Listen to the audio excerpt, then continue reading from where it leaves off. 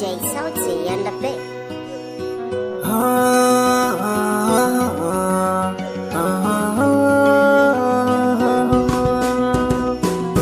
Kin yaudare ni, kin yaudare ni, kin yaudare ni, ƙarshen ki babu kyawu. Kin yaudare ni, kin yaudare ni, kin yaudare ni, ƙarshen ki babu kyawu. Ina ta rayuwa, ina nishaɗi, ashe gaddara za ta zo gare ni, ta sa zuciya ta dinga gumi. Ina ta hutawa sai ta zo gare ni, da kayanta kanta ta zo gare ni, ta ce tana neman taimako gare ni.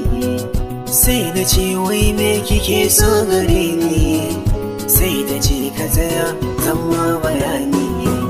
Sai ta ce labarin yana da muni, ka ji za ka yi agaji gare ni. Sai ta ce ta waɗa cikin ukuwa, babu ne iya fidda ta sai faraba. Sai ta ce wai ita yi mareniya ce, zaman yana maka komai ya taƙaice.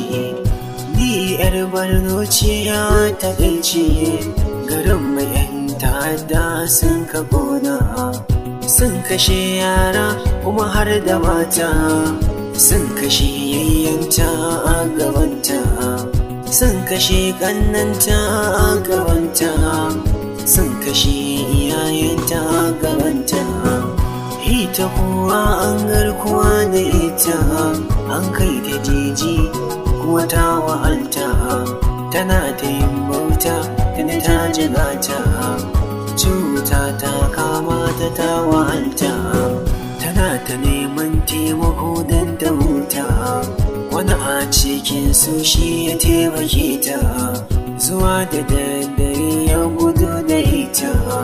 Sai ta ce labarin shi na furta, sai hawaye sai ya zubo gare ta, take tausayin ta ya shige ni, ima hawaye sai ya zubo gare ni. Na ɗauki kayan ta muka je gidanmu, domin amana komai yana yi mu, duk abin da na ce shi yake yi mu, duk abin da na so shi yana san shi. Shi yasa na kai ta can gidanmu, na tadda abba na tare da innar mu. A fusace abba sai ya tashi rike, sai ya ce kai mun karin bayani akan yarinyar da ka kawo gare ni. Sai na ce abba na dan Allah zauna, zan ma bayani abba amma ka zauna. Na faɗawa abba cikakken bayani, ya ce da ni ya gamsu don bayani. Sai abba ya ce taho gare mu, taho gare mu ki zauna a gidanmu, za mu baki kulawa a koda yaushe, komai ya yi farko kun ga zai yi ƙarshe.